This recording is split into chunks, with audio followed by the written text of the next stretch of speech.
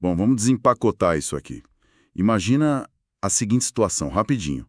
Um atleta passa a infância inteira, tipo, toda a formação dele, sonhando em vestir a camisa de uma seleção europeia de ponta. Uhum. O caminho clássico. Exato, o caminho clássico. Ele sobe todos os degraus, chega no auge, é convocado para a equipe principal e, bom, senta no banco de reservas. A consagração está bem ali, a centímetros de distância. Quase tocando na taça, né? É.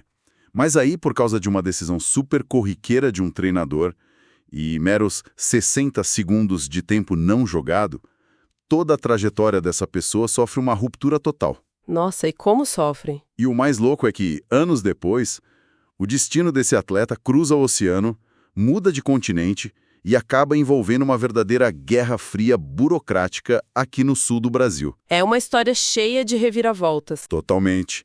Então, a nossa missão, na análise de hoje, é desconstruir essas engrenagens ocultas.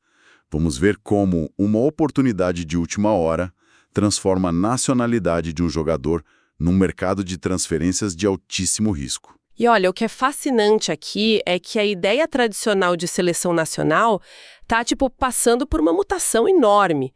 A gente tá muito acostumado com aquela visão romântica, sabe? Ah, do jogador que cresce cantando o hino, veste a camisa desde menino. Isso, exatamente, aquela lealdade inabalável. Mas o futebol de elite moderno revela uma dinâmica muito mais pragmática. A carreira de um atleta profissional é brutalmente curta. Verdade. A janela física e técnica para disputar uma Copa do Mundo dura, o quê? 1 ou 2 ciclos de 4 anos no máximo. Pois é. Quando esse relógio implacável começa a bater e uma porta se abre, a identidade pessoal e a legislação super complexa da FIFA entram numa rota de colisão. E isso pode reescrever uma vida inteira. E é exatamente essa colisão que a gente vai dissecar agora. Nós compilamos uma série de artigos esportivos e notas de bastidores de hoje, dia 6 de maio de 2026. Material fresquinho. Exato. E o foco das fontes é a surpreendente convocação do atacante Amuso, que joga no Grêmio, para defender a seleção de Gana. Lendo essas notas, o que salta aos olhos de cara é a lista do novo técnico de Gana, o português Carlos Queiroz. Sim, ele assumiu agora há pouco, em abril. Isso. Ele montou uma lista para um amistoso contra o México marcado para o dia 22 de maio. E tem uma coisa que me deixou muito intrigado aqui. O perfil dos convocados? Exatamente. A convocação não traz quase nenhuma das grandes estrelas internacionais de Gana. É um elenco formado quase que só por jogadores que atuam lá no futebol local ou atletas do Sub-23. E faz todo sentido quando a gente olha para o calendário. Mas por que um técnico que acabou de chegar montaria um time alternativo para um amistoso tão perto da Copa do Mundo?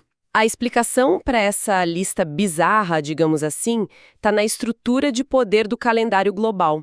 Esse jogo contra o México, no dia 22 de maio, não é uma data FIFA. Ah, claro, a famosa data FIFA. Pois é. E a data FIFA não é só uma anotação na agenda, é um mecanismo jurídico que obriga os clubes do mundo todo a cederem os jogadores para as seleções. Fora desse período, a jurisdição volta 100% para os clubes. E como as grandes estrelas de Gana jogam em gigantes europeus que estão disputando a reta final dos campeonatos agora em maio. Os clubes blindam os atletas, eles simplesmente não liberam. O Carlos Queiroz sabe que tentar chamar esses medalhões fora da janela oficial é perda de tempo. A recusa é garantida. Entendi. Isso cria um vácuo gigante no elenco que precisa ser preenchido. Mas espera aí, ele assumiu em abril. O amistoso é no fim de maio.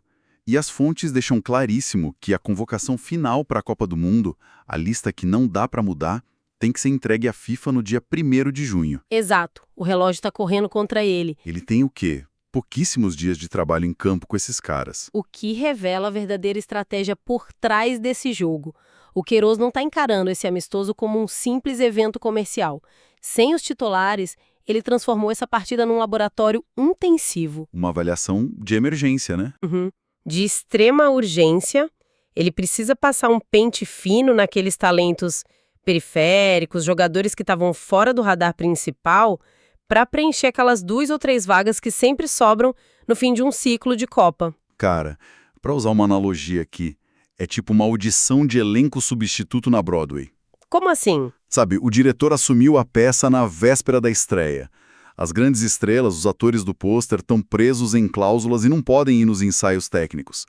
Aí ele liga para os atores periféricos, bota todo mundo num palco vazio e diz, olha, o espaço é de vocês. Mostrem serviço agora, porque a cortina sobe em uns dias e eu preciso de coadjuvantes. Nossa, é a analogia perfeita. Pro Amuso, que estava aqui no Brasil, bem longe dos holofotes da Europa, essa é literalmente a audição da vida dele. É a chance de ouro para roubar a cena pouco antes do show principal. Com certeza. Só que a pressão em cima de quem entra em campo nessas condições é absurda. Eles sabem que vão ter, 90 minutos para provar que merecem ir para o maior palco do mundo. Mas aí tem um detalhe. Ser chamado para essa audição não garante que o jogador consiga comparecer. Exatamente. E é aí que a falta daquela chancela da data FIFA gera um efeito cascata em cima dos clubes. E aqui é onde a coisa fica realmente interessante.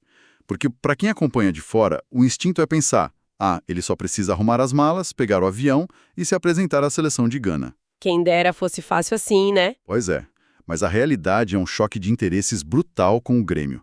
Se a lei não obriga o clube a liberar o jogador no dia 22 de maio, por que não dizer um simples não? Porque a situação não é só legal, é humana também. Mas pelo lado corporativo, a liberação do Amuso significa que o Grêmio perde ele em 2 confrontos pesadíssimos. Sim, o material detalha isso. Tem um jogo contra o Palestino, por competição continental, e outro contra o Santos, pelo Campeonato Nacional. Jogos cruciais. A tensão sistêmica do futebol mora nessa exata encruzilhada. O clube e a federação operam lógicas completamente opostas.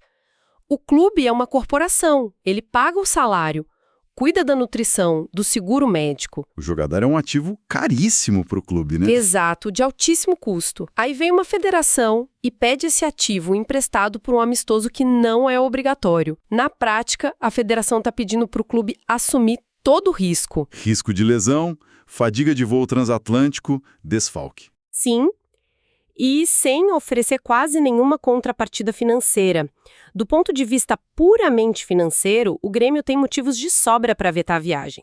Eles até declararam que vão fazer uma análise criteriosa, que é o código corporativo para vamos medir os danos. Mas ao mesmo tempo, e esse é o ponto, um clube não administra só números de balanço, ele administra seres humanos. E se a diretoria bater o pé e proibir a viagem?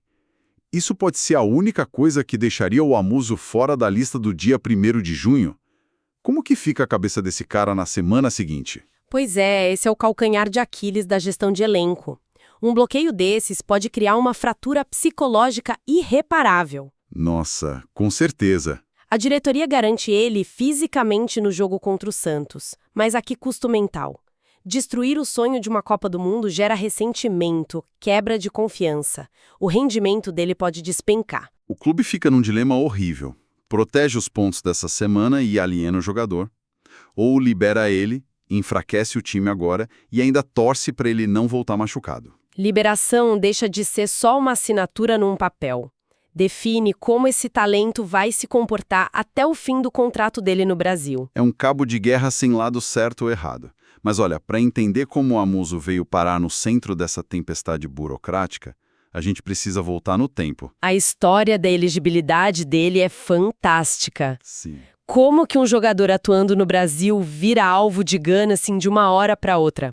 As fontes traçam uma linha do tempo impressionante. Ele desviou de um obstáculo legal monumental por um triz. E essa história começa lá na Bélgica, né? Exato. A trajetória dele é muito parecida com a de milhares de famílias na diáspora. Ele nasceu em Accra, capital de Gana, filho de pais ganeses. Mas a família migrou para a Bélgica quando ele tinha só 2 aninhos. 2 anos. Então toda a vida consciente dele foi na Europa. Toda. Escolaridade, amigos e principalmente o desenvolvimento no esporte. Tudo no sistema europeu.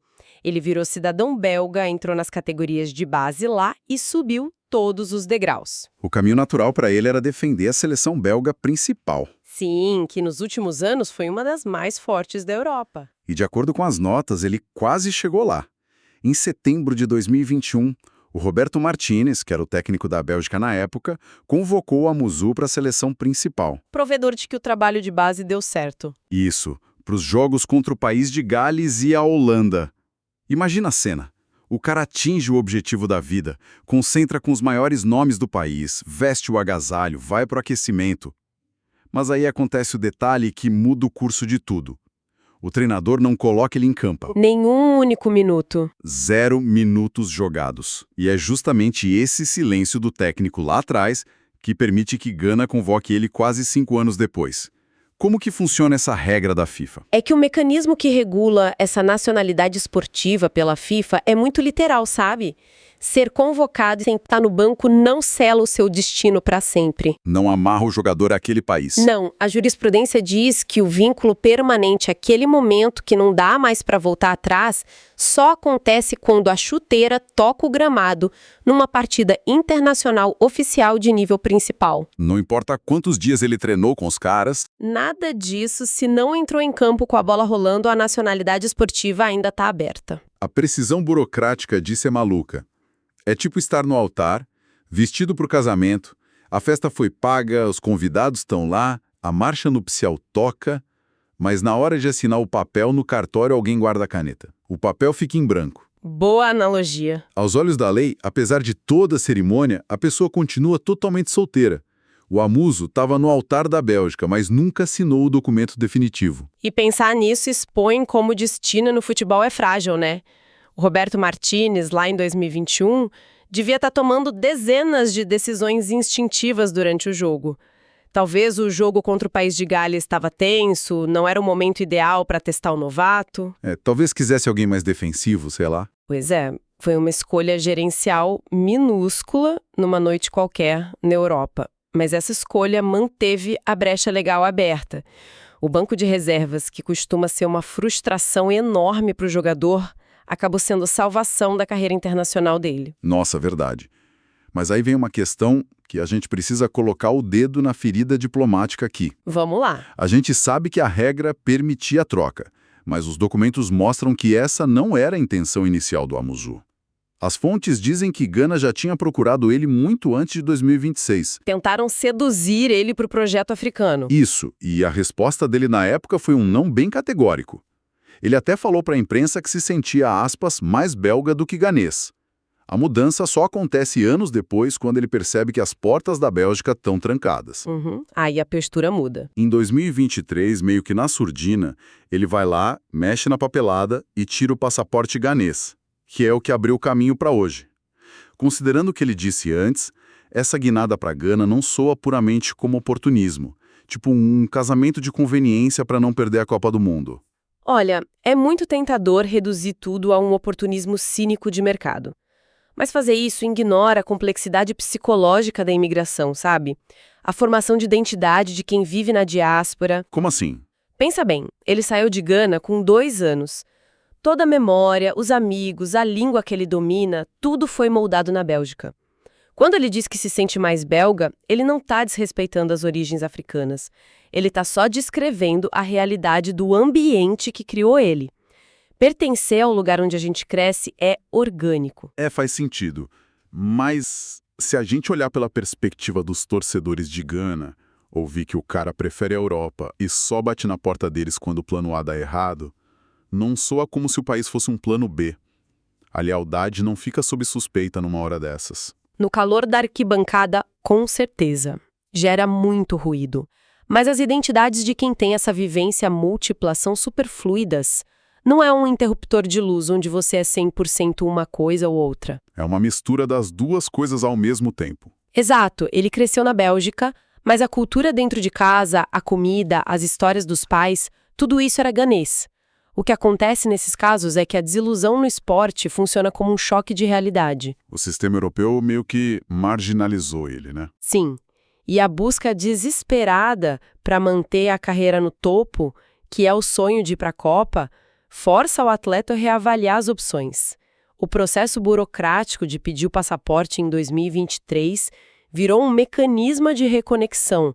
O pragmatismo abriu a porta para ele abraçar uma herança biológica que estava lá, só que ofuscada pela rotina europeia. A ambição esportiva servindo de veículo para voltar às raízes.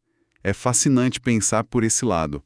O desejo por um palco maior acaba desenterrando o passado da família. E quando a gente organiza todas essas peças, a complexidade do que vai acontecer no dia 22 de maio ganha uma proporção gigante. Fica parecendo um quebra-cabeça impossível que se encaixou, né? Sim, é a convergência de coisas super improváveis. Um técnico novo que assume engana, precisando de jogadores de emergência, regras trabalhistas que jogam abacaxi para o Grêmio decidir e um passaporte resgatado só depois que a Europa fechou as portas. Tudo isso sendo espremido pelo prazo inflexível da FIFA no dia 1º de junho.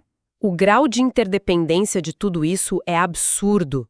Decisões estratégicas tomadas numa sala em Porto Alegre para preservar o físico de um atacante vão bater de frente com o planejamento tático de um treinador português lá em Accra. E tudo amarrado por regras escritas na Suíça. Pois é, a carreira de alto nível é um mosaico sensível demais às agendas internacionais. De observar esse mosaico traz um pensamento inquietante para quem está ouvindo a gente. A gente costuma olhar para as grandes carreiras no esporte como se fosse um destino traçado, né? Tipo, o talento puro inevitavelmente encontrando a glória. O roteiro do herói perfeito. Isso. Mas o que fica escancarado nesse caso do Amuso é a fragilidade colossal que dita essas vidas. O destino, na verdade, muitas vezes é moldado pelo que não aconteceu. Pelas lacunas, né? Exato. Imagina se naquele jogo de 2021, um ponta-direita belga sente uma cãibra boba aos 44 do segundo tempo. O treinador faz um sinal, o Amuso tira o agasalho, entra em campo, dá um único pique e o juiz apita o final. 1 minuto de suor. 1 minuto. Esse único minuto anularia para sempre todo o roteiro que a gente acabou de dissecar. Essa é a gravidade silenciosa do futebol. Sem esse minuto, a janela burocrática ficou intacta. Se ele tivesse entrado, todo esse debate no Grêmio não existiria. O Carlos Queiroz nem saberia quem ele é no Brasil. Aquele passaporte Ganizia perdeu urgência.